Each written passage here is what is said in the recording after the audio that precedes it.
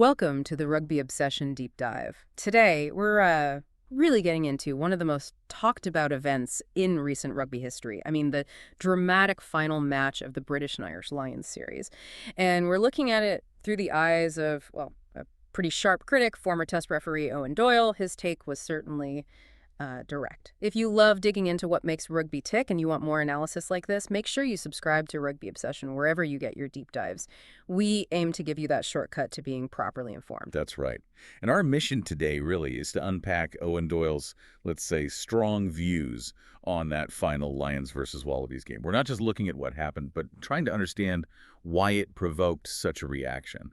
And I suppose what it means for sports values, Okay, let's dive in then. Owen Doyle, former director of Irish officials, respected voice. He didn't exactly mince his words in his Irish Times column. He didn't just criticize. He called the scenes in Sydney a travesty of the sport. I mean, that's incredibly strong stuff from someone like him. What exactly got him so fired up? What was the core issue for him? Yeah, travesty is a powerful word. What's really interesting is how he focused on what he called a very intemperate undercurrent throughout the whole match.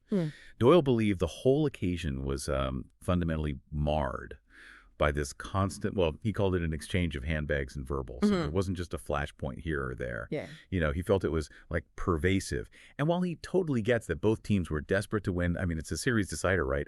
He just felt that nasty stuff surfaced. It wasn't just tough rugby. It was deliberate off-the-ball stuff, trying to wind people up. It sort of permeated everything. Right, so a constant niggle, basically. And Doyle, he actually named names, didn't he? Which is quite pointed. Who did he identify as the main protagonist in all this nasty stuff? He did, yeah. He was pretty specific. For the Wallabies, he singled out Will Skelton, the biggest man on the pitch, as he put it, and Nick White, perhaps the smallest. He called them the chief instigators. And he noted they've sort of made a career out of rattling their opponent's cage, which, some might say is part of the game, but Doyle clearly felt it crossed the line here. Okay, so Skelton and White for the Wallabies, but it wasn't just one-sided. No, not according to Doyle.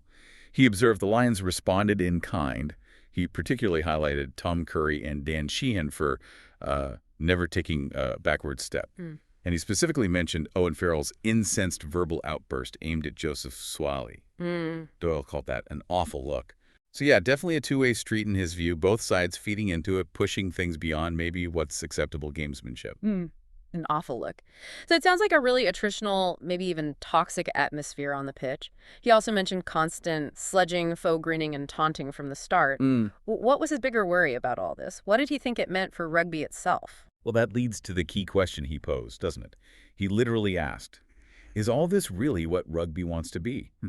He felt that match just failed miserably to uphold the game's stated values, and quite bluntly that respect for the opposition was nowhere in sight. That's a huge statement from a former top ref. Wow. Nowhere in sight. Exactly. He even floated a theory about the Lions, suggesting maybe they were still celebrating that Melbourne win from the week before. Played as if the party had started a week early, was his phrase. But his main point wasn't just about individual actions. It was about the overall ethos, Is winning becoming so important that those core values, respect, integrity, are getting lost? That's the real worry he expressed. That's a really powerful critique, hitting right at the heart of the game's identity. So if we zoom out a bit, what does a match like that, described in those terms, mean for rugby's image? For attracting new fans, or maybe more importantly for parents? Yeah, and that's where it gets really critical, I think. Doyle directly linked it to what he called the very serious existential debate among parents. The question, is rugby a suitable sport for my kids? He said this particular match, which he described, and this is a chilling word, is feral. Feral? Yeah. Oh. He said, it will have spoken very emphatically for those against the motion, meaning against kids playing rugby, and done nothing for those in favor. Just think about the impact of that. A single game potentially turning parents away because they see that lack of respect, that aggression. They wonder, is that the environment I want my child in? It's not just physical safety. It's about character, the values being taught or not taught. It really highlights how much player conduct matters for the sport's future. That really puts it into perspective, doesn't it? The ripple effect beyond just the 80 minutes. And speaking of perspective, if you're finding this deep dive useful for understanding these big issues in rugby, remember to subscribe to Rugby Obsession. We try to tackle these tough questions regularly. Definitely. It's crucial stuff for the game. So, okay, it sounds like a really difficult match to be involved in, let alone officiate, with all that handbags and verbals and the feral atmosphere. But Doyle, being a former ref himself, he did actually single someone out for praise amidst all the criticism, didn't he? He did, absolutely. It's a really important counterpoint. He gave a clear hat tip, his words to the referee, Nika Amashukeli from Georgia. Doyle called him a very good choice for the final match, describing him as a strong operator, unflappable too. Mm-mm. And he highlighted how Amashukeli's calm assuredness was essential for dealing with all those flare-ups. He gave warnings, even-handedly. In a game where tempers were clearly frayed, having that calm, impartial figure was vital. And the conditions didn't help either, right? It wasn't exactly a walk in the park weather-wise. Not at all. Doyle specifically mentioned the horrendous rain and even a stoppage for lightning. So you've got player behavior, immense pressure, and terrible weather, plus a lightning delay to manage. Doyle's conclusion was pretty clear.